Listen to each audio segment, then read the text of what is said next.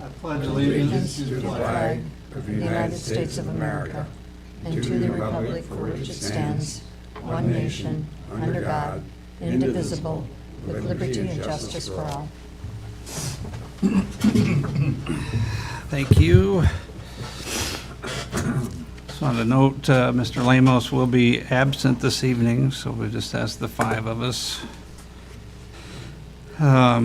First item on the agenda is to approve the agenda. I'd entertain a motion to approve the agenda as posted and sent to the news media 24 hours prior to the meeting. So moved. Motion by Ms. Griefy, second by Mr. Hodge. All in favor? Aye. Opposed? Motion carries. Next, we have the leadership statement. City of Hampton endeavors at all times to promote and model the principles of professionalism, trustworthiness, respect, responsibility, fairness, caring, and citizenship. In conducting this evening's meeting, we expect that all people will act in a respectful manner and consistent with these principles. Thank you. Next item is the council workshop report from Monday night. I won't read it. It is available online if anybody would like to review that. Next item, we have the public comment. I believe we have one, Mr. Palmer. Thank you, Mayor. Start I would like to apologize for a couple things that happened the other night.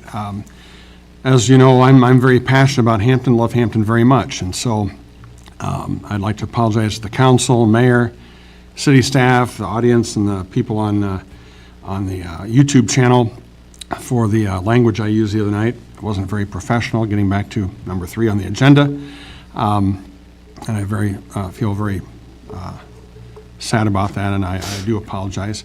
Also, I want to apologize to Councilman Holmstrom for trying to talk over him during one part of the meeting. Not a good example to set for the new guy. So anyway, I do apologize for those things, and I will do better.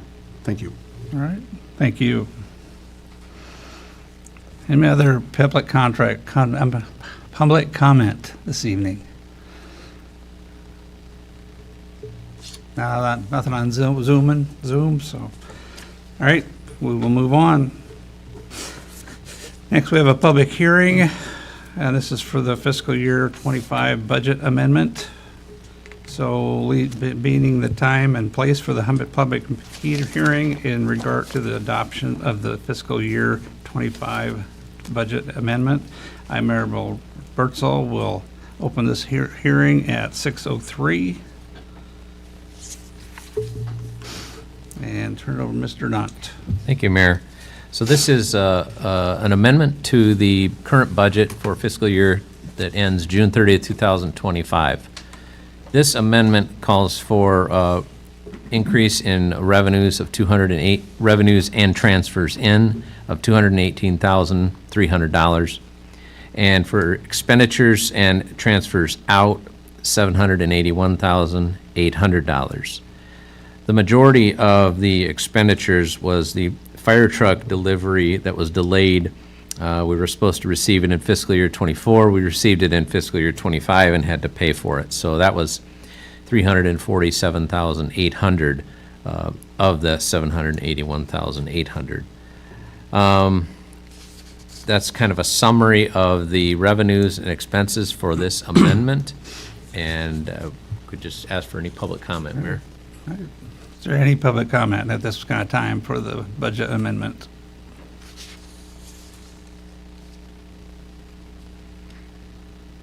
Hearing none, we will, with the 0 there, so we'll close the meeting, or the public hearing at 6:05 and move on. Next is old business. We never have any old business because we take care of business. So we're going to move on to new business.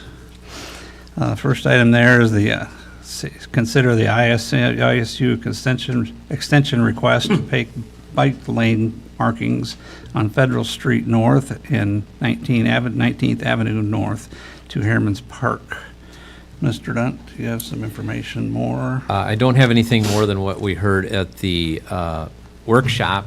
The ISU Extension Group received a grant, and they wish to paint a bike lane, which essentially is a stripe, I think 5 or 6 feet wide. I'm not sure what they're settling on Federal Street North on one side, all the way up to 19th Avenue, and then east towards the Harriman Park entrance. To provide a bike lane for bike riders in a initiative to promote activity within the city of Hampton. All right. And I believe the bike lane is going to be on the east side of the road, east of Federal, south side, east side of Federal, and the south side of 19th.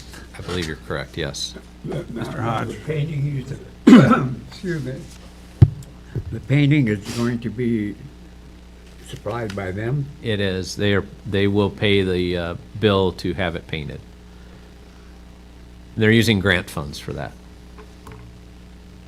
All right. Mr. Palmer? Yeah, of the things I heard about from the other night's meeting was 3 comments about this. And I had to explain to them that this is free, and we're just trying this out and see how it goes. They were wanting a lane on both sides of the street. I said, well, this is only for one side. It's a grant, it's free, we're just trying this out.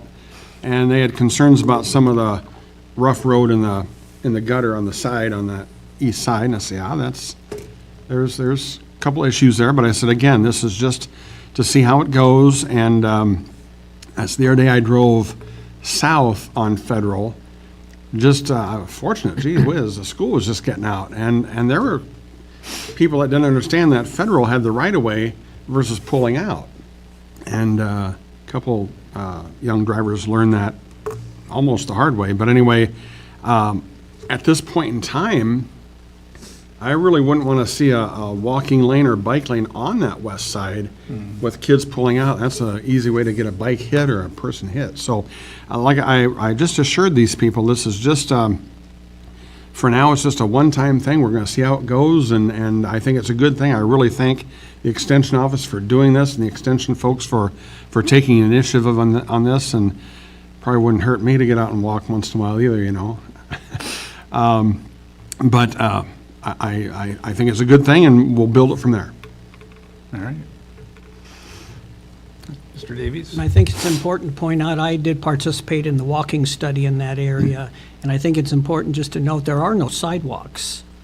And I think having that bike lane, that will help, I think, with safety of bikers and even walkers. I think it'll just draw a little more attention to the fact that drivers need to be careful and look for not only pedestrians, but for bike riders. Good point. Any other discussion on that, on the bike lane? One thing I would just add, Yep. Mayor, is that studies that we've found, when a bike lane stripe is painted on a street, it tends to slow the speed of traffic because the traffic feels more narrow and they just naturally slow down. So that could be a side benefit if that becomes the case. All right. Any other discussion on the bike lane at this point? If not, I would entertain a motion to approve the ISU extension request to paint bike lane markings on Federal Street North and 19th Avenue Northeast to Harriman Park entrance. I would move we approve. I'll second it. Motion by Mr. Davies, second by Ms. Griffey. All in favor? Aye. Opposed? Motion carries. Thank you. Next item, we have Garrett Jacobs from Bolton and Mink representing the airport pay application number 1 for Wicks Construction in the amount of $396,264.89. Mr. Jacobs, are you with us? Yes, sir. Can you hear me okay? Yep, sounds great. All right, perfect. Project at hand is the runway and taxiway and apron rehabilitation project. This would have been bid last April. Wix Construction got the project, was the low bidder. We kicked that off in early April. I believe it was April 7th. The project is now substantially complete. There are punch list items remaining that the contractor is aware of. So we did a preliminary punch list walkthrough. And then when the contractor finishes up those punch list items, we'll do a final walkthrough with airport manager, Mr. Dunt, probably myself, and Carl Byers, one of our other project managers who's overseeing a lot of the construction portion of the project, along with our RPR who's been on site, Isaac Schoner. Overall, they were under time on through working days, and it appears as with the in the field measured quantities that we're going to be under budget, which is always nice to see. With FAA grants, I believe this one was covered at 90% and 10%. So of the $396,264.89, the city will be responsible for 10% of that. And then we've already sent a reimbursement that Mr. Dunn can upload to the Delphi system through FAA and have that drawn down. I think up through 90%, and then at closeout you get the remaining 10. It's kind of the FAA holds back a little bit of funds until closeout, but with the speed that this project has moved along, when the contractor finishes up punch list items, we'll do another final pay application. We'll do a change order to reconcile contract quantities to as-built quantities, and then we'll proceed with the closeout paperwork. So overall, it's been a very smooth project. All right, very good. Glad to hear that. Mr. Don, did you have any information on that as well? No, I have nothing more unless any of the council has any questions. Okay. Any questions for Mr. Jacobs? Okay. I'm not hearing any. Mr. Jacobs, I appreciate the information. Sounds like everything went well. So at this point, I would entertain a motion to approve the airport pay application number 1 for Wix Construction, the amount of $396,264.89. I would like to make that motion. A motion by Mr. Holmstrom, Second. second by Mr. Palmer. Okay, all in favor? Aye. Opposed? Motion carries. Thank you, Mr. Jacobs. We appreciate that. Thank you very much. You guys have a great night. All right. All right. Moving on, we have the consider the renewal of airport jet fuel A pump leaf to DT Prolig. Mr. Dunt. Thank you, Mayor. So this is a renewal of an airport fuel facility use and lease agreement between the City of Hampton and DT Prowley Enterprises doing business as Flying Farmer aerial application. This is for the use of our Jet A fuel tank and gas pump at the airport. I think this is our second year or third, maybe this is the second year, but we found that we did not sell much Jet A fuel at our facility. It just wasn't in high demand. So he expressed interest in leasing it for his own business use, and it's worked out pretty well. So this is a renewal. This time, we're proposing to do the renewal for a 2-year period instead of a 1-year period. Just to note, under the second page, fuel fees, Prowley, the operator, will pay the city a fuel flowage fee of 20 cents per gallon on every gallon that's pumped. And then the remainder of the document is legal stuff that our attorney requires, as well as FAA language. And I would answer any questions that anybody has. Now, he knows this is for 2 years? He does, yeah.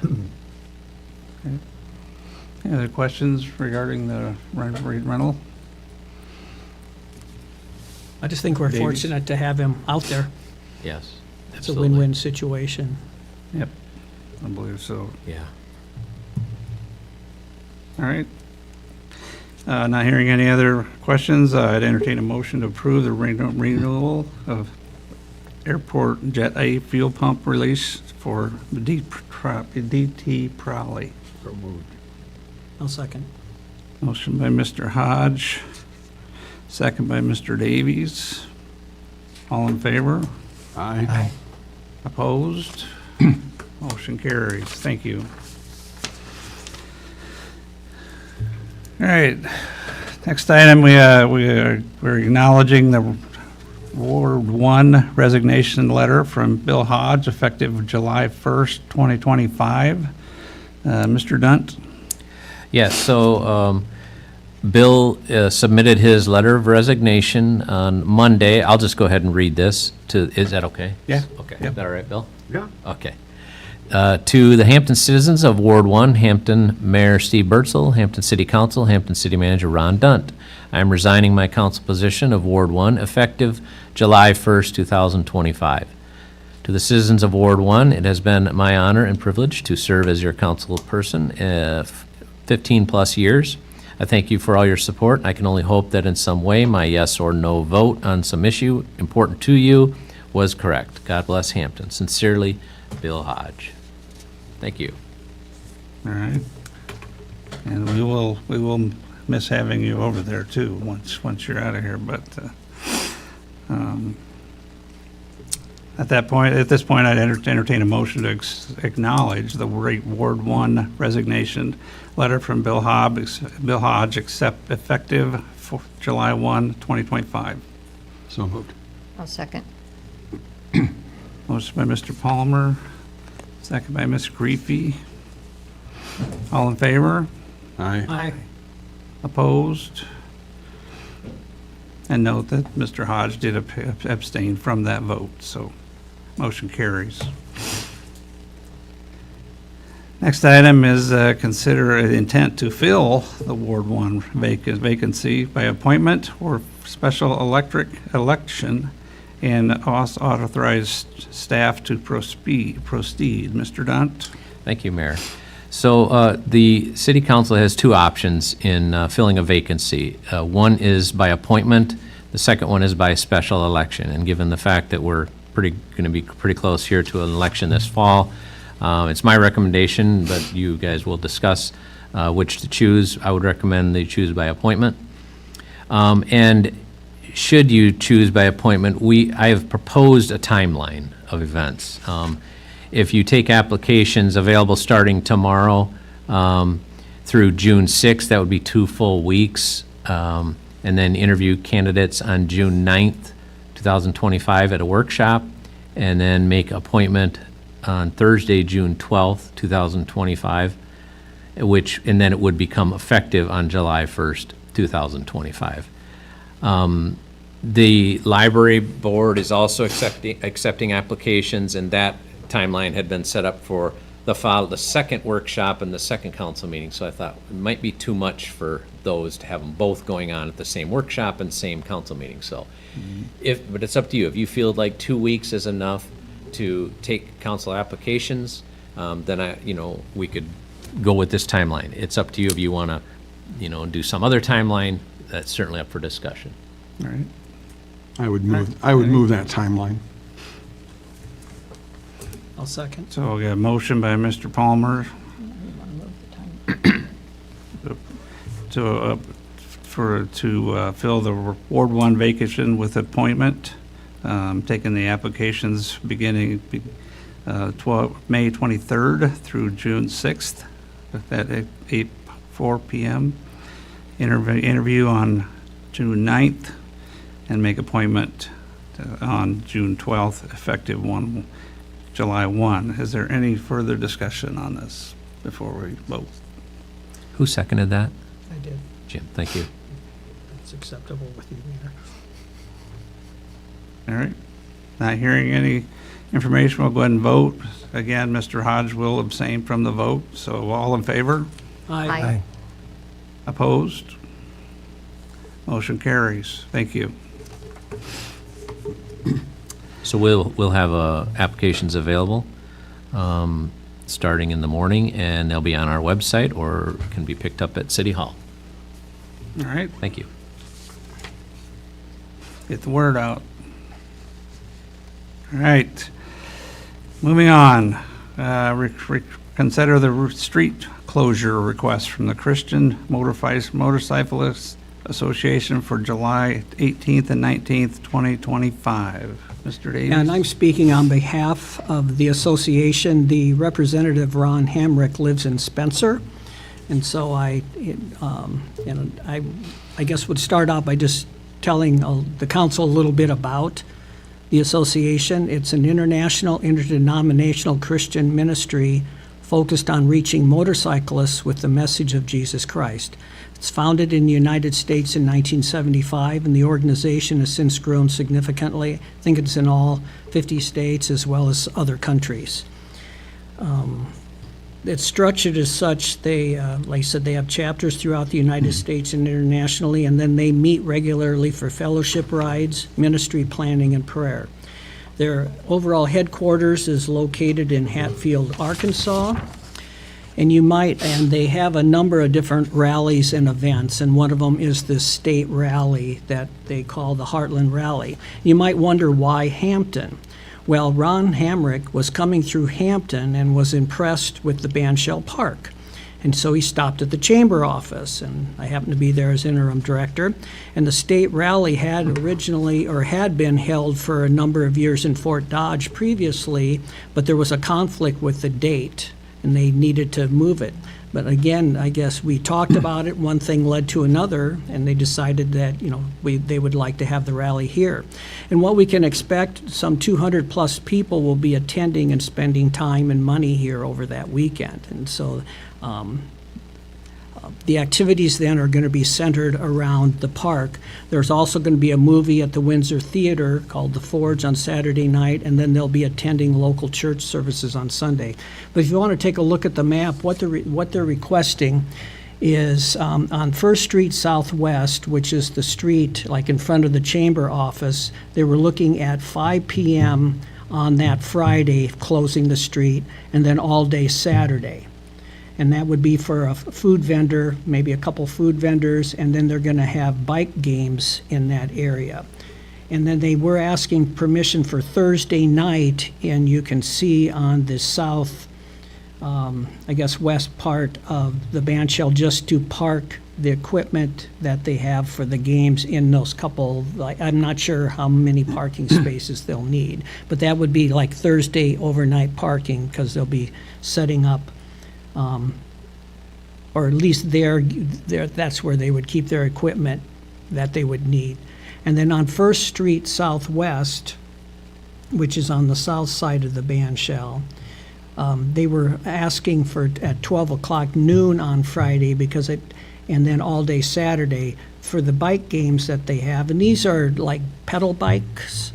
And I should say it's not just for their like 200 people, but the whole community is invited to participate.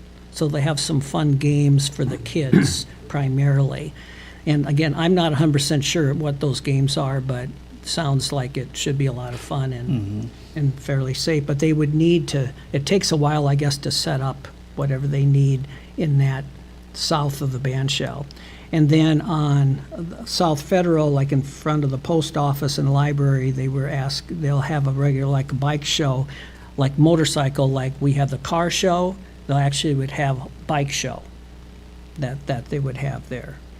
So I guess that basically, and I guess sort of sums up what they're planning on doing. Again, I myself haven't done it, but it sounds like it's a really fun activity that'll bring a lot of people to town. And again, I think the residents of Hampton will be able to enjoy that opportunity too.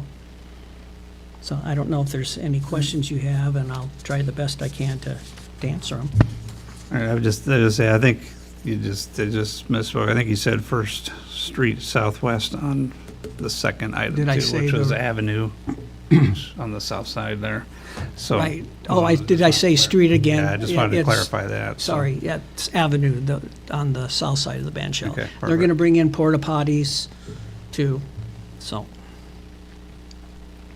And then that could be flexible depending on where you want to put them. I just put them on the map about in that area south of the band shell. And then they have reserved the park and paid that fee already. And it's basically the weekend after the fair. All right, any questions, comments?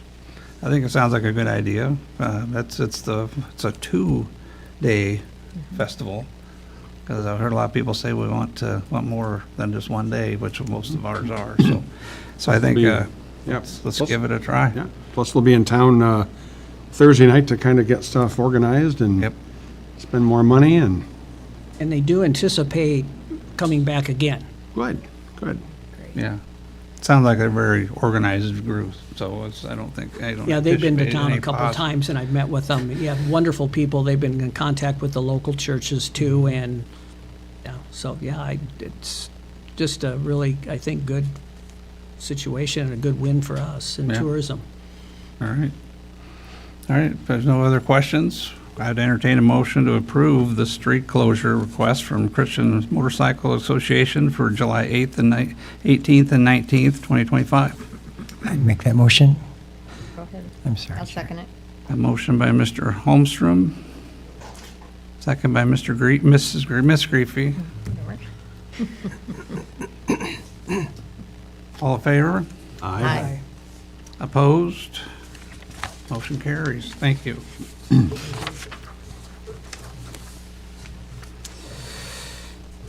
Next, we got to pay some bills, so I would entertain a motion to approve the claims as submitted by staff in the amount of $552,005.73. I would move we approve the claims. I would second. A motion by Mr. Great Davies, second by Mr. Holmstrom. All in favor? Aye. Opposed? Motion carries. Thank you.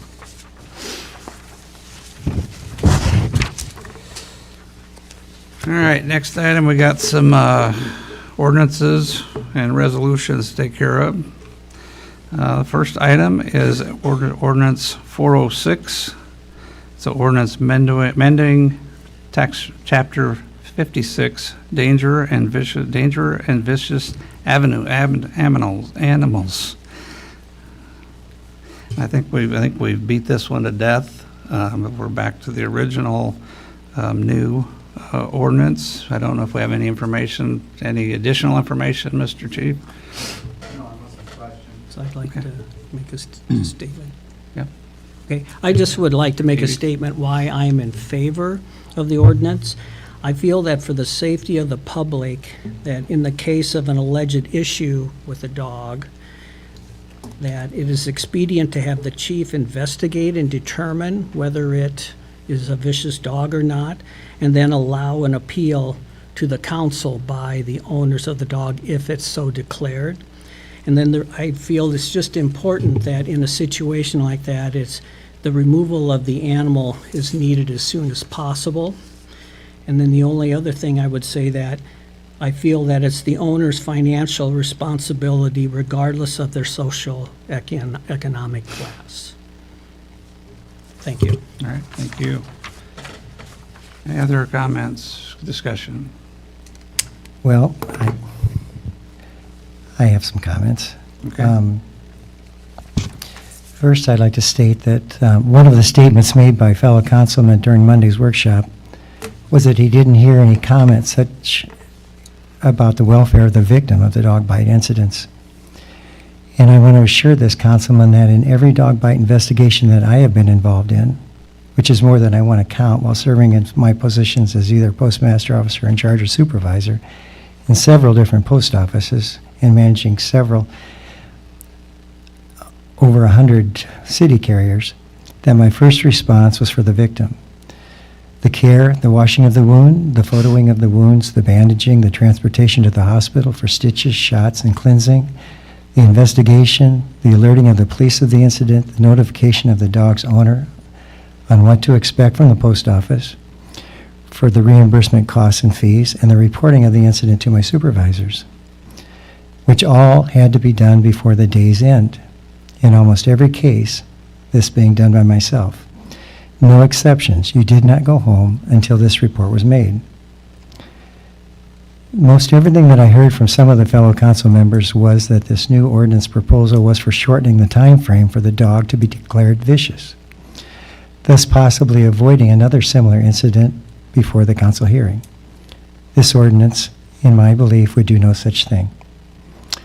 Another issue presented by the council was failure to appear by the dog owner once the council hearing had been scheduled, thus costing the council and the parties both time and expense in preparation. When I read the ordinance 56.07, it currently states that failure to appear on or before the appearance date shall constitute a simple misdemeanor. It is my belief that if our current ordinance was properly followed, the process will continue in a timely, fair, and equitable time frame for all parties involved. Now, I wanted to get caught up with everybody as to what instigated the change in this ordinance. So I went to the police chief's office and I requested the information on the incident that led up to this. I also went to the Postal Service. I talked to the postmaster to try to find out more information about what had occurred. My visit to the post office was not fruitful as I would have liked. There was no records of this incident and nothing in the personnel file of the individual involved. He did call me today at 3:45 this afternoon and saying he talked to the individual involved, and in fact, in one instance, she was bitten by a dog, and then later, the dog came after her, and she did not run from the dog. She was backing up from the dog with a satchel between her and the dog, and then she tripped over I don't know what she tripped over, but she fell over. Anyway, she was not bitten at this time. Now, I talked to the police chief about this, and he thinks it was probably another incident that occurred last June 30th, and that's the one I'm going to refer to tonight. And when I looked into this report of the incident that brought this need for the new ordinance to a head, it's a perfect example to me of what should not have happened if our ordinance was handled properly and orderly. The incident I'm talking about occurred in June 30th, 2024. The dog ran out of the residence and attacked the female dog walker and her daughter. To the officer's credit, his very first actions were for the welfare of the victim. The first opportunity after the attack that the city council to review was not until July 11th. That would have been our next city council meeting. That would have been 12 days after the first dog bite. However, this opportunity was missed because a vicious dog letter was not issued to the owner until July 11th. The officer then set an appeal date for August 8th. This created a second missed opportunity for the council to review the incident at its July 25th meeting.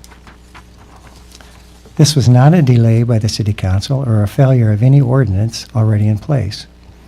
It was a delay and a failure because of lack of urgency in bringing it before the council. If this had been brought to the council timely, such as July 11th, and the vicious dog letter given to the owner on July 8th, which would have been 9 days after the incident, there more than likely would have been no second occurrence. Something else I would like to bring up is at-large definitions, just so that we're all on the same page. At-large means off the premises of the owner, unless the animal is on a leash, cord, chain, similar restraint, not more than 6 feet in length or under the control of the person, or the animal is within a motor vehicle, or the animal is housed in a veterinary hospital, licensed kennel, pet shop, animal shelter, or the animal is at heel. In the incident of on June 30th, 2024, the dog was not licensed. As such, no proof of vaccination. The owner said the dog had vaccination records in Decorah. The officer advised the owner that the dog needed to be licensed within the city. It's my opinion the dog should have been impounded immediately as no proof of rabies vaccination, hence a possible threat to the community. I believe the officer should have issued the first offense $40 fine citation as per Chapter 57, dog and cat license required, Also, it is my belief that the officer should have issued a first offense fine of $50 for the violation of running at large. Chapter 55.12 at large says impoundment. The dogs and cats found at large in violation of this chapter shall be seized and impounded. Or at the discretion of the peace officer, the owner may be served with a summons to appear before proper court to answer charges made thereunder. So at any time a dog is caught at large, the peace officer has the authority to seize and impound that dog. The incident occurred on 6/30/2024, but not until July 3rd, 4 days after that incident, were the dog's vaccination records found under the previous owner's name in Decorah, Iowa. They show the expiration of September 5th, 2024. So this dog, under that vaccination record, could not even be licensed in the city of Hampton at this point, because they will not accept a license application for vaccinations that expire within 6 months of the effective date of licensing. Any animal found at large which displays vicious tendencies may be processed as a vicious animal pursuant to the foregoing, unless the animal is so vicious it cannot be safely apprehended, in which case the animal control officer may immediately destroy it, or unless the ownership is not ascertained, as in the case the animal control officer may destroy it after 3 days of impoundment. Any animal which is alleged to be vicious, which is under impoundment or quarantine at the animal shelter, shall not be released to the owner, but shall continue to be at the expense of the owner pending outcome of the hearing. All costs of such impoundment or quarantine shall be paid by the owner if the animal is determined to be vicious. If the animal is not determined to be vicious, such impoundment or quarantine costs shall be paid by the city. Now, this is conflicting another ordinance that we have, disposition of animals, which states when an animal has been apprehended or impounded, a written notice shall be given in not less than 2 days to the owner, if known. Impounded animals may be recovered by the owner upon payment of the impounding cost to the veterinarian, plus a pickup fee of $10 to the city.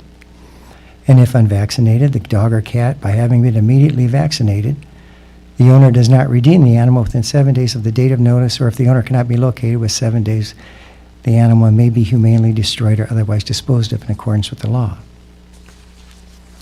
If this situation was handled properly and timely, I do not believe that we would be having this discussion tonight. This drafted ordinance does nothing to solve the time issue, as it has been promoted by the other city councils. There is no ordinance that we could draw up in a situation like this that would prove to be timely if we don't even have the information before us at the city council. I believe that it should be dropped tonight. If unfortunately this drafted ordinance is passed, it will prove, in my opinion, which is the case for most politicians, instead of enforcing our laws already on the books, we're creating new laws so that we can go to our constituents and say that we have done something, which in fact we've done nothing to improve the situation. They just created a new law, which in most cases will not be enforced also. We have a system in place. Our current system has been proven for the 8 years prior to maintain a balance between individual rights and public safety. There's absolutely no reason to amend our current ordinance. If our current ordinance had been enforced in the past, such as Chapter 57 and Chapter 5512, at-large impoundment ordinance, we may not have had this issue before us now. Not to mention the significant additional cash flow that could be going into our city finances because of licensing and violation of offense fees, which are rarely used unless an incident occurs. I know there's a thing that you want to take the dog off the street. And I want to ask Officer Morrison, and I'm not picking on you, Mark, but what does your badge say? It says to protect and serve, I imagine, doesn't it? Something to that effect? It does not. Okay, well, that's a good question. But anyway, if I were to ask you what your job was, it would be to protect and to serve, correct? Correct. I want to tell you that I have full faith in you, and I trust you. And I know the congregants at my church trust you. I know my friends with children in the school system trust you. I know my neighbors trust you. I know if my parents are still alive, they would trust you. And I want to ask you, if at any time you saw something that would create a situation where it would put the citizens of Hampton in jeopardy or harm or imminent danger, would you take action to stop that right now? Yes. Without a doubt, I think, without a doubt. And that it doesn't matter what the offender is, even if it's a vicious dog. In your opinion, if a vicious dog was an imminent threat to our citizens of our city, I have no doubt that you would take that dog and impound it. If you went to that house and knocked on the door and you saw an older couple that could not restrain that dog, or a younger couple that didn't have the ability, too many little kids or whatever, to keep an eye on that dog, you would impound that dog. You don't need a piece of paper or a new ordinance that says you have the authority to do this. You would do this. I have no doubt if you thought it was a threat to anybody in this city, you would do that, because that's your job, and that's why you're wearing that police chief badge. We have full faith in you to do that. You don't need a piece of paper to say that. So to build a whole new dialogue for a whole new ordinance just so you can take a dog off the street sooner, it's going to happen anyway. If you think it's a threat, that dog's going to be impounded. The only thing you have to do is make sure your T's are crossed and your I's are dotted. When you come before the council and say, this is why I did this. In my belief, it was a threat, and these are the reasons I thought it was a threat. That's all you would need to do. You have the authority to do that. You have the trust of the community. You don't need a piece of paper to do this. We have full faith you're going to take care of us. So, at this time, I'd formally make a motion that this drafted ordinance number 406 be dropped tonight. And I ask my fellow councilmen for an aye vote, as I sincerely believe it's the best interest of the citizens of Hampton. And that's all I've got. Thank you. Mr. Palmer? And Bill's certainly done his research there. A couple of extenuating circumstances, I think if I remember, with the elderly couple that had that dog, the pound was full. The vet center was full of dogs. They had no more room. At the time, the dog had rabies. So that's what, the thing was, the dog had its rabies, it had rabies paperwork, but it was in the name of somebody else. So they couldn't, the officer at the time assumed paperwork is for the dog, it matches the dog, but it couldn't be verified. So he left the dog with the owner because it can't be impounded unless it doesn't have rabies and at large. But a couple times, we've had a problem where the pound was full. Yes. And that's another problem that we just, what do? You just let it out on its own recognizance if that's. And there was a period in last summer, I can't be for sure if this had any effect on it, but they weren't allowing us to take dogs out there at all. Yeah, we had a little Yeah. something. The issue on the mail carrier, it was really weird because she was very vague, but come to find out, if I remember right, we were at the sheriff's office during COVID meeting because we were having the place remodeled. That mail carrier was like leaving on vacation that day and just like scribbled 3 or 4 lines on a piece of paper, and she was in a hurry, and I think she was going on vacation. I was not part of that one. So Okay. yeah. And so anyway, we couldn't get a decent statement from her or something like that. So we voted 4-2 not to deem it vicious. And then at the next meeting, the postmistress came along and she said, that dog's vicious and we're not going to deliver mail there.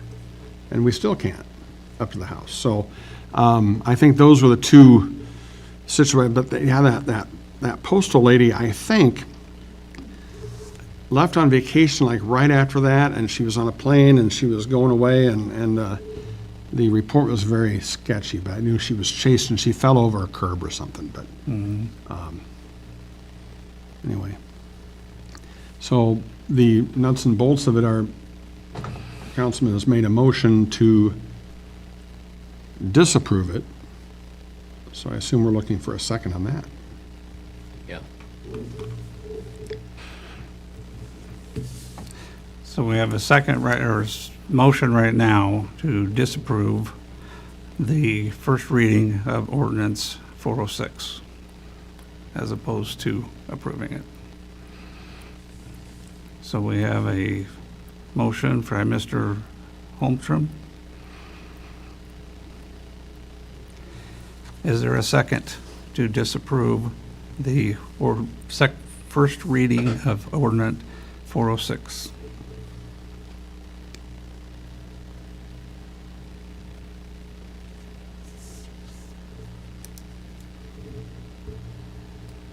Not hearing any on a second, so this does the motion to approve or disapprove 406 dies for lack of it for a second. I move to approve ordinance 406. I'll second it. So we have now we have a motion by Mr. Palmer, second by Ms. Griffey, to approve the first reading of ordinance 406. This will be a roll. How can I say call? I can't say call. This will be a roll call vote. Mr. Palmer, Aye. Mr. Hodge, Mr. Holmstrom, No. Nay. Mr. Davies, Aye. Ms. Griffey. Aye. So with a count of 4 to 1, for needing 4 ayes to pass, the first reading does pass for the ordinance 406.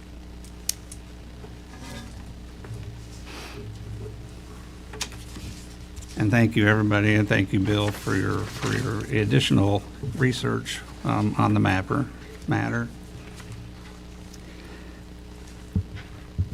Next item, we have Resolution 2025-08. This is the resolution ordering construction of the 2025-26 HMA Street Rehabilitation Program. Mr. Dunt. Thank you, Mayor. Whereas it's deemed advisable and necessary to construct certain public improvements described in general as the 2025-2026 Street Rehabilitation Program, the city has caused to be prepared plans, specifications, and form of contract, together with the estimate of cost, which are now on file in the Office of City Clerk for public inspection for the construction of the public improvements. Whereas the plans, specs, and form of contract are deemed suitable for the making of the public improvements. Whereas final grades have been established by ordinance consistent with the plans for all street improvements included in the proposed construction, and before the plan, specs, and form of contract, estimate of cost may be adopted and contract for the construction of the public improvements is entered into, it is necessary pursuant to Chapter 26 of the Code of Iowa to hold a public hearing and to advertise for bids. Now therefore be it resolved that it's hereby determined that it's necessary and advisable to construct the improvements, skip to the next paragraph. The proposed work will involve furnishing the labor, equipment, and materials necessary for constructing the HMA Street Rehabilitation Program in Hampton, Iowa, as shown in the plans and specs for project number 25501 for the 2025-26 HMA Street Rehabilitation Program, including milling of the existing HMA street surface, placement of full-depth pavement patches, placing a new 3-inch HMA surface, minor adjustments of existing fixtures, storm sewer intake removal and replacement, storm sewer installation, PCC concrete curb and gutter removal, and PCC concrete curb and gutter replacement. Posting of this notice shall not be less than 13 clear days nor more than 45 days prior to the June 18th, 2025, which is hereby fixed as the date for receiving the bids. The bids are to be filed prior to 10 a.m. on such date. City Council hereby delegates the city engineer or his designee the duty of receiving and opening and tabulating the bids for construction of the projects. Bids shall be received and opened as provided in the public notice, and the results of the bids shall be considered at the meeting of this council on June 26, 2025 at 6 p.m. Thank you, Mayor. And I would just remind the council that this project is, the base bid is for one block of 6th Street Southeast, one block of 7th Street Southeast, one block of Federal Street South, which is double wide, and then bid alternate number 1 is 12th Avenue Northeast. So we did that so that in case the bids came in high, we'd still be able to get some done and instead of having to reject the entire project. So, any questions? Thank you. Not hearing any, thank you. So we would look for a motion to approve Resolution 2025-08. So moved. Motion by Mr. Hodge, I'll second. second by Mr. Davies.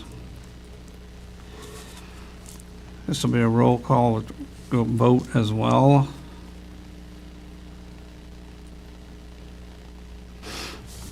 Mr. Palmer, Aye. Miss Griffey, Aye. Mr. Davies, Aye. Mr. Holmgren, Aye. Mr. Hodge. Aye. All right, resolution is approved. Next, we have Resolution 2025-09, I'm sorry. Resolution adopting budget amendment for the fiscal year ending June 30th, 2025. Mr. Dunt. Thank you, Mayor. Whereas the City of Hampton, Iowa has prepared a budget amendment detailing revenues and expenditures amendments for the fiscal year June 1st, 2024 to June 30th, 2025. And whereas a public hearing has been held concerning the proposed budget amendment on this 22nd day of May, 2025. Whereas it has been reviewed by the City Council, now therefore be it resolved by the City Council of Hampton, Iowa, that the proposed budget amendment for the fiscal year ending June 30, 2025 is hereby approved and adopted, and the city manager is hereby authorized and directed to file the adopted budget amendment with the Franklin County Auditor and the Iowa Department of Management. Thank you. All right, any further addition and discussion? Not, I would entertain a motion to approve Resolution 2025-09. So moved. Motion by Ms. Griffey, Second. second by Mr. Palmer. It's also a roll call vote. Mr. Holmstrom? Aye. Mr. Hodge? Aye. Mr. Palmer? Aye. Mr. Davies? Aye. Ms. Griffey? Aye. Resolution is passed. Thank you. Brings us to our consent agenda. The items on the consent agenda tonight are to approve the previous minutes as drafted from the Thursday, May 8th, 2025 regular session. Reschedule the next regular session for Thursday, June 12th, 2025 at 6 p.m. in the City Council chambers, and to approve alcohol licensing renewal for La Frontera La Tienda at 200 First Street Northwest. Do I have a motion? So moved. Motion by Ms. Griffey, Second. second by Mr. Palmer. All in favor? Aye. Aye. Opposed? Motion carries. Thank you. That brings us to our staff reports. Chief Morrison.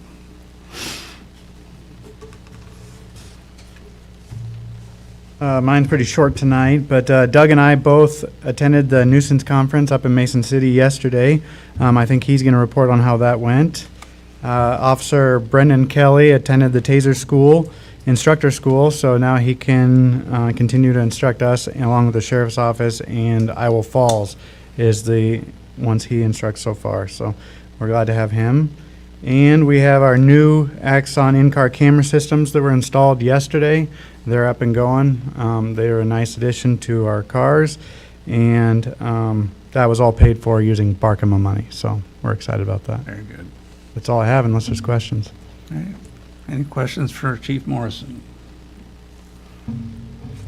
Not hearing any. Thank you, sir. Mr. Tarr. Thank you, Mayor and Council. As the chief alluded to, yes, we attended the Iowa League of Cities 2025 Nuisance Abatement Conference in Mason City yesterday. Great event. It was very refreshing and reaffirming to learn that we have been operating and conducting nuisance enforcement operations in perfect step with recommended methods, and in most cases, we're doing it better than most communities. We really are. And some of this was surprising, some of it wasn't. Breakout sessions I attended, we both attended, included navigating Iowa Code Section 657A, best practices for municipalities in addressing abandoned residential properties, financing considerations for nuisance abatement and redevelopment projects. And then the closing session, we heard how Mason City has been working on improving housing and blighted properties in their community. We're doing an excellent job of funding and getting through things. And thanks to Ron's efforts, we prioritize properties in need of action. There are some communities that are even struggling to make a head start with this type stuff. So we've been working it. We're not borrowing a ton of money to tear down multiple things and raising taxes and things of that nature, so that's good. Every established community will face nuisance challenges in one way, shape, or form. Nuisance enforcement is going to be a never-ending process. It's like any other enforcement effort, such as traffic enforcement. You enforce and write tickets. You may go out on that interstate, you might write 100 tickets, but you know what? There were still probably 40 or 50 others that got through and got by, right? So you kind of prioritize the worst of the worst, and that's what every other community's doing, and that's what we're trying to do here. It's strongly recommended to work with property owners for resolutions and utilize fines only as a last resort in an effort to be fiscally responsible. Court is very expensive, and the ultimate goal is to abate the nuisance as efficiently as possible, which is the end goal. The end goal is to get the nuisance abated, get the problem taken care of. And we try a lot of different things here. We go outside the box, but we're still pretty much right in line with the way we're supposed to be doing things. Even when we win, we lose, because the bottom line is that nuisance enforcement costs are expensive, no matter how you look at it. We win in court. Okay, court says you win. Take care of the problem, city, because it was a problem. You go pay for it. That's unfortunately some of the things we've had to do. We definitely appear to be above the norm with wins and losses in court. Our record is pretty impeccable compared to some of the stories we heard yesterday when compared with those other communities. And that, again, once again, helps our bottom line. We try to operate as a business. I'm very happy with the progression we are making in our community, and it was great to hear how we stack up against other bigger and smaller communities. Some communities much bigger than us, they've just most recently started utilizing the 657A process, and we've been doing it for a number of years now, and it's working. And our court records prove it, so that's good. Aside from that, Imperial Road Phase 1, I got some short notice, and we had to get some information out in a hurry. They're going to start the Phase 1 portion of that, which is crack sealing. They're going to start that tomorrow. So I've been in touch with the press. We've put some information out there. We're trying, and they also will be making notifications to the business owners that it'll affect out there. They're supposed to be here this afternoon doing that. Of course, the Aquatic Center opens up this weekend. Hopefully, we'll see what the weather does. I don't know. Looks a little sketchy. Staff has been very diligent in trying to work around the weather this week. A lot of rain. It's hard to mow in that, but they did do some rain day mowing a little bit here and there and some trimming. We got a long way to go yet to get things where we would like to have it. So tomorrow, and I believe one or two guys are working late tonight, we're just trying to get things looking good for the Memorial Day and the cemetery walk that's coming up. And then yesterday when we were up in Mason City, we've been talking about these bike lanes. I appreciate that you guys approved that tonight, very much so. And I took a photo actually in the area I believe we were right by the public library. There are a ton of bike lanes up in Mason City, and they have them on both sides of the street. The photo I took was I mean, it was very impressive, and it was on a very busy street. But the thing that was interesting is there are cars that are going to park in the parking lane. You don't not let cars park in there. There was actually a dolly down trailer, which we wouldn't have allowed, but they did. And then there was also, camper in the front yard and a few other things in that photo. I pointed out a lot of different little things, but I think we're doing things the right way here, and I know there's some folks that it's just not enough. I don't know that we can afford to do it the way that some people have expectations that it needs to be done, unfortunately, because I just think we're doing a bang-up job. Other than that, I'll entertain some questions. We got a ton of things going on right now. All right. Mr. Palmer? I really appreciate the striping downtown before Memorial Day. In the words of Jeff Ferris, you're phoning up the town. But, we're not a homeowners association. Right. It's a town, and you're going to have stuff that needs to be done. I remember, years ago, our city manager, Cassie, said, you can always fix streets. We will never get all the streets fixed. at Correct. once. And you're not going to get all the lawns mowed. You're not going to get everything done, but as long as you're doing your best, you're doing your best. So keep up the good work. Thank you. All right, thank you. Any other questions for Mr. Tarr? Not hearing any. Thank you. Thank you, sir. Mr. Dunt. Thank you, Mayor. Just have a few words about housing. We've been reviewing the ISU Housing Readiness Plan report that was submitted after we went through the process with them last winter, and are working with the Housing Steering Committee to move forward.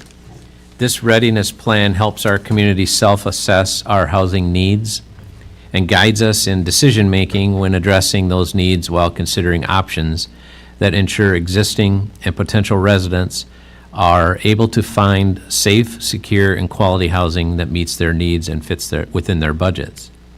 The assessment helps communities know what kinds of housing-related information they should gather and review to make informed decisions. The assessment also aids in creating local housing policies that are appropriate for the needs and desires of the community. I will continue to provide updates to the council as we move forward in addressing the housing needs in Hampton. In the near future, we will discuss the goal of seeking the Thriving Community designation from the state of Iowa. This designation comes with highly sought-after scoring points for the federal housing tax credits or workforce housing tax credit program, in addition to incentive points for the home and community catalyst programs. Our goal is to take steps to create an inviting market for residential developers to consider Hampton for their housing development projects. And I would take any other questions about anything, if anybody has any. All right. Any questions for Mr. Dunt? Thank you, Mayor. Not hearing any. Thank you. Council reports. Mr. Davies. Well, the cemetery walk is this Sunday at 1 p.m. We got 6 stops this year. Should be very good, including the Lady of the Lake. The Memorial Day program on Monday at 10 a.m. There's no parade this year, but there's going to be just a wonderful program at the band shell at 10 o'clock. Adam Akers and Tom Taggarts have been putting a lot of effort and work into that. I want to thank them for that. I do have the 2025 Historic Architecture Scavenger Hunt available here that the Hampton Historic Preservation Commission has put together. And if you would like a copy of it, I have one here. They're at the Chamber office and at the Windsor Theater. And I've been working with the library on their 120th anniversary celebration. That'll be in October, so that'll be something to put on your calendar. And then finally, maybe I'm stealing Jerry's thunder, but the flowers are going to be going up on the vintage lighting, and I want to thank Jerry. She's really been spearheading that effort. So we will have wonderful flowers again, and if you have some time and would like to volunteer and sign up to help water, again, maybe Jerry, you can mention that too, but the Chamber would greatly appreciate that, and that's all I have. All right. Thank you, Mr. Davies. Mr. Holmstrom. Well, I just have a few things. First, I'd like to thank the Director of Public Works, Doug Tarr, for taking time out of his busy schedule this week to show me around some of the facilities in Hampton. He introduced me to the water treatment plant, the wastewater treatment plant, and the city pool. I was in the work shed. I was most impressed that he took the time to introduce me to the employees that work with Doug under Public Works. And not only the employees of Public Works, but also the employees that Ron has introduced me to, and also Chief Morrison has introduced me to. Doug had said that we're far ahead of many, many communities, and I think part of that reason is the workforce and the dedication of the employees that we have for the city of Hampton. So I can't speak highly enough of everybody that I've met so far. I did want to tell Doug that I walked through the cemetery today with my dog, and the cemetery looks great, and they were working hard out there. I had a question for either Ron or Doug, and I should have asked it a moment ago. And it's because of all the storms that are happening down south and east and west of us, and our day's coming. I'm just wondering, could you reiterate the location of our public safety shelters that are open to the public in case of an emergency?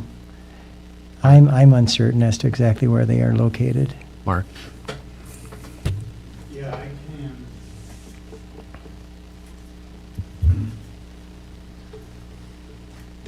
They're at the fairgrounds, and I can't remember. There's one downtown. It used to be the band shell, but that's locked now in the basement, so we'll have to figure out. I'll get those and get them advertised. Okay, I should have brought this up before, and I didn't mean to throw this out to you, but I forgot about the last two meetings, and I thought I can't let it go again, because you Yeah. never know when a storm's coming. I'll get that tomorrow. And, yeah, it'd be good to let the folks know at our next meeting, you know, with everybody watching on YouTube or whatever, where they're located. Last week I couldn't talk, and I did want to bring this up last week, and thank you for indulging me last week, but the day before, on May 7th, I had the privilege to be invited on the Brushy Creek Area Honor Flight, flying out of Fort Dodge. We had 130 veterans on that flight to visit the war memorials in Washington, D.C., and we had 30 support staff. We also had 3 veterans that had anticipated being on that flight and were accepted on the flight, but they had passed away before the flight took off. So the families of the deceased party brought their burial flags, and they had a representative take each one of the flags to each memorial with a photo of the veteran. And when we returned to Fort Dodge, we presented those flags back to the family with the photos of their loved one's flag at the memorials. These burial flags were the first on and off at every stop. And every move we made, they got the first attention. It was very nice. It was very healing and welcoming, you know, to the veterans to see the appreciation shown by the Brushy Creek Honor Flight. So far, they've flown 3,500 veterans out of Iowa, out of 45 counties and 288 communities.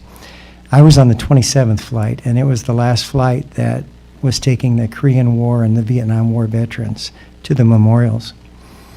It was a long day. We took off at 6 o'clock in the morning, and we arrived back at Fort Dodge at 10:30 that same night. We visited the Lincoln Memorial, the Korean Memorial, the Vietnam Memorial, World War II Memorial, Arlington Cemetery. We watched the changing of the guards, the laying of the wreaths, ceremonies. We went to the Iwo Jima Monument, the Air Force Memorial, and a quick tour of Washington, D.C. And if you can imagine, several buses and 130 people and 30 support staff, and still getting back in one day, it was quite a day. It was very well organized. At each stop, what impressed me the most was the respect that was shown to the veterans. We left Fort Dodge, and I would estimate 120 people, well-wishers, wishing us off. We landed in Washington, D.C. at Dulles International Airport, and the entire length of the terminal was well-wishers for the veterans.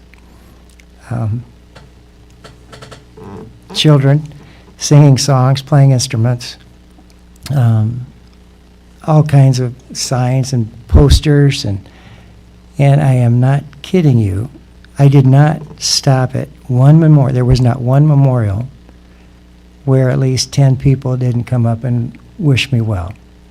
And these were children, these were police officers, these were park representatives, they were elderly people, and not just me, this was all the veterans.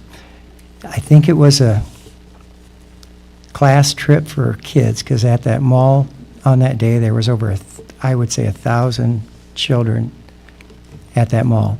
And everyone, and it was so refreshing to see them learn about the history and the war, and that freedom is not free. When we got to Arlington, and we were watching the changing of the guards and the wreath-laying ceremony, the veterans, because of our age, we were very, very close, right next to where they were marching back and forth. But the neat part of this was looking up in the stands and seeing hundreds, literally, of teenage children completely respect. No giggling, no pushing and shoving, no headsets, no Facebooking. They were focused on what was going on. That was probably what meant the most to me. So, it was quite a trip. And I just wanted to tell you guys about it. Thank you, Bill. All right, thank you. Very nice. All right, Mr. Palmer. Trying to get my father-in-law to go on one of those. I just don't think he's there yet, but we're going to get him there. On Saturday, I'm doing something at the cemetery. It's 11 o'clock, and it's going to be on the east side of the Tomb of the Unknown Soldier. Paul Flint from the Cemetery Society wants me to be there and talk about gravestone care. My expertise is more in the pioneer cemeteries, where you have the older cemeteries, but we're going to talk about just some general care and what people can do, and nothing elaborate. Most of the time, if anything I see at the cemetery, it's just a lawnmower is bumped to stone, just needs to be brought into center a little bit. We don't need to expect our cemetery to look like Arlington, that's for sure. But if you have a loved one that has some bird droppings on it, or it's a little out of whack, we're going to show you the best way to recenter those and to get those taken care of. If you're a fan of fireworks, you're going to want to be in Iowa over the 4th of July, because our governor has waived all local control for fireworks over the 4th of July. So, except the laws that are pretty much on the books, like you can't shoot them off in the street or whatever, that's all going to be gone. And so we're going to have fireworks in Hampton over the 4th of July, whether we like it or not, because the state sells fireworks, and that's how that works. So anyway, if you have a condition where you don't like fireworks, or you have a pet that needs extra care, you may want to take precautions that weekend of the 4th of July. All That's right, all I have. all right, thank you. Ms. Greefy. Hey. Miss, thank you. Ms. Greefy, I'll get there. Saturday, the 17th, was the first ever National Vintage Store Day. And we had a map of the vintage stores in Franklin County, beginning in Ackley, ending in Sheffield. I think we had seven or eight stores that were participating in that. And yes, the flower baskets are going up tomorrow. Thank you to Kyle O'Brien and the FFA. They're the ones that planted the baskets. They are gorgeous. I think they're the best ones we've had. The baskets are being sponsored by First Bank Hampton, but that doesn't mean you can't volunteer to sponsor a basket. I'm going to sponsor the basket in front of the shop. It would be cool if the other businesses jumped in and did that as well. And the baskets are going to be hung by Franklin County REC. And no, I can't take credit for the baskets. We've all worked, it's part of the promotion committee and the chamber. Everybody has worked hard to pull this together. We do need volunteers to help water. And my driving of that gator is getting better. Your life is no longer at risk. Right, Jennifer? We did great. So please do stop in at Center One, call Center One, and volunteer to water the flower baskets. They need it every night. A new memorial stone was placed today in Memorial Park. Do we have pictures? Yep, right. Awesome. Yes. The saying on the stone is really beautiful. Our flag does not fly because of the wind, because the wind moves it. It flies with the last breath of each soldier who died protecting it. That gives me goosebumps. It's a beautiful memorial, and thank you to those responsible for it. And please, everybody, have a wonderful, safe Memorial holiday. Thank you. All right, thank you. And just see, people have just started this last week asking about the flowers, so very timely. And I'll be glad to see them get up. All right, Mr. Hodge. In the 15 and a half years I've been on the city council, I'm very proud to say that I've played a very, very small part in many accomplishments that the city has gotten done. As an example, you take the swimming pool, Highway 65 project, and I'd like to thank so many people that I have worked with and helped me and supported me on the city council, both past and present, city council members, mayors, fire and police department members and the chiefs, all the departments of the public works, city attorneys, planning and zoning boards, board of adjustments, library board, tree board. I'd especially like to thank Steve Bertzel, Ron Dunt, Doug Tarr, and Mark Morrison for all their help, and especially three girls, the secretary at the police department and the two girls that work up front here in our office who helped me so very, very much. I thank you all. That's all. All right, thank you. All right, mayor report. Just got a little thing I'd like to share with you.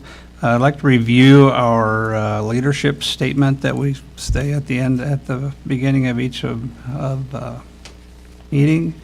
The City of Hampton endeavors at all times to promote and model the principles of professionalism, trustworthiness, respect, responsibility, fairness, caring, and citizenship. In conducting this meeting, we expect that all participants will act in a respectful manner consistent with these principles. And I just want to add on there, and most of us do, this includes us up here. That's not just the public, that's us. There's four of the principles that some teams seem to need some renewed attention from time to time, in my opinion, of course. The first one is professionalism, and that's defined as the competence or skill expected of a professional. And I also note, and I say it every time, as elected officials, our expectations are a little bit higher than everybody in Hampton, as far as I'm concerned. Next one is respect. We're genuine regard for the feeling, wishes, and rights of others. This it speaks for itself right there. Fairness. Impartial and just treatment without favoritism or discrimination. And caring. Display kindness and concern for others. A kind person is helpful and considerate for others at all times. We also got to remember that we are a council of 6 people. We're not two, it's not 3, it's not, sometimes it's just 1, but there's 6 of us. And what we do, are we all going to agree? Probably not, but that's okay. That's what we're supposed to do. We're supposed to bring new ideas, official solutions to the table, discuss our ideas and come up with a solution that's best for our community. And then we vote on it. The goal is to keep moving forward in a positive manner. If we're not moving forward, we're going backwards. And it's huge for me. We could have several new council members joining our city government team over the next several months. We've got 5 city council seats are going to be up to election in November, as well as the mayor's seat. So we got six spots coming open, and there's could be some interest, and there could be some new people joining us. So my question to everybody, how are we going to welcome them? Let's just make them be welcome if in fact that happens. But it's a possibility, so I want to throw it out there. And last, thanks for listening. Keep smiling. With that, I'd entertain a motion to adjourn the regular session of the city council. So moved. Second. Motion by Ms. Greefy, second by Mr. Hodge. All in favor? Aye. Aye. Opposed? We're adjourned. Thank you. Have a good day. I just did mine right.